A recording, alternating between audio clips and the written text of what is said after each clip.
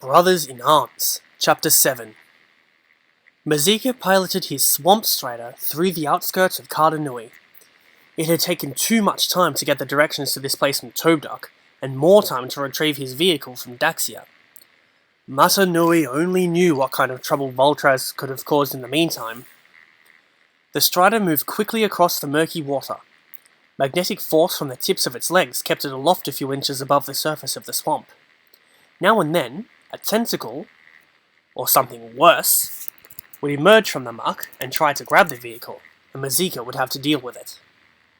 The sounds of battle were all around. Toa were locked in combat with bat-winged nightmares Mazeka assumed were Brotherhood of Makuta members. His sources had told him that Icarax had been summoned here, and that Icarax in turn had summoned Vultraz. There could only be one reason for doing that, and it was one that sickened Mazeka. 5 years before, Mazeka and his mentor had been hard at work, researching the origin of all things.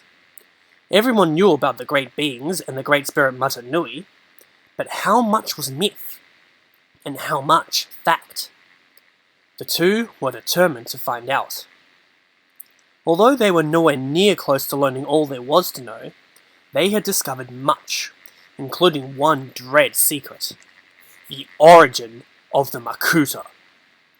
Carved on one of their tablets was their best theory of how the Great Spirit had brought the Makuta into being, and where. That tablet was among the many stolen by Vultraz. At the time, it was a terrible crime. Now, it could be a disaster. A Makuta armed with that knowledge could create an army of his brothers, or perhaps a more powerful form for himself. Mazeka wasn't sure when Icarax learned what Vultraz knew, or why he wanted the information now, but he knew one thing for certain: Icarax could not be allowed to get his claws on it. That was easier said than done. Karda Nui was an enormous place, so fighting Vultraz would not be easy, and he had to do it while avoiding being drawn into the battle between the Toa and the Makuta. One of these days, I really have to stop picking all the easy jobs, he thought. Vultraz flew his Skyfighter high above the waters of the swamp. He felt like he had visited a wonderland. Down below, Toa were getting pounded by Makuta, Av-Matoran were hunting down their former friends. It was a little slice of paradise. He remembered what he had been like before becoming a Av-Matoran. In truth, there wasn't much difference. He was a bit more powerful now, but he had never had much use for justice and morality before, so his new outlook on life was much like his old one. Icarax's weak telepathic summons had reached him on Destrol. The Makuta was obviously badly injured. Vultraz had to first track down where he had hidden the tablet he had stolen so long ago, to verify his information. It would be a suicidally bad idea to give Icarax bad data. He banked to the left, following the mental call from Icarax. It was then that his eye caught movement far below, and well to the west. At first, he figured it was a Toa or one of the Av-Matoran, most likely fleeing. Then he picked up the distinctive outline of a Swamp Strider, and knew at once who it had to be. Vultraz smiled. Somehow, this was fitting. The Brotherhood was about to win its greatest, its final victory. And fate had delivered his old enemy Mazeka into his hands. His only regret was that Mazeka would not live to see the triumph of Shadow. Icarax momentarily forgotten, he sent his craft into a power dive, right for Mazeka. Mazeka spotted Vultraz with mere seconds to spare.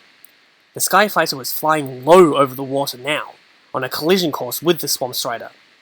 As Vultraz opened up with his Skyblasters, Mazeka did the same, even as he charged his vehicle right toward the oncoming flyer. The two old enemies hurtled toward a final clash, or perhaps mutual destruction, but never reached each other. A portal opened in space right between them. It was too late to stop, too late to turn, too late to do anything but plunge inside of it. And then they both were gone from Karda Nui. There was a sickening moment of darkness and disorientation. When the lights came on again, the Swamp Strider was heading right for a massive tree banded with golden metal. Mazeka yanked hard on the controls and turned the vehicle.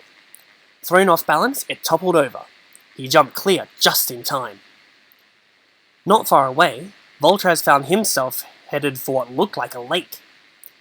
It was only when he got close that he saw the waters undulating like some vast organism.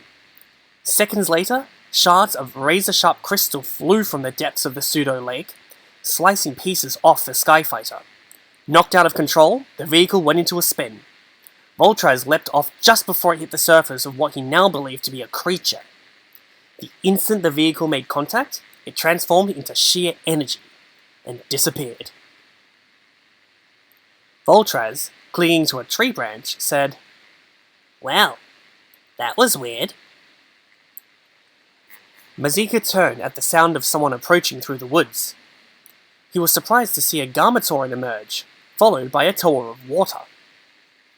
"Who are you?" he asked. "And where am I?" "Where are?"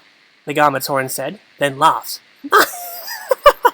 "Oh, I see. Another test. Alright, I'll play along. You are on Spheris Magna, and I am Toa Maku. This oversized mass of muscle is one of my villagers. Always happy to meet another hero of the melding." To be continued.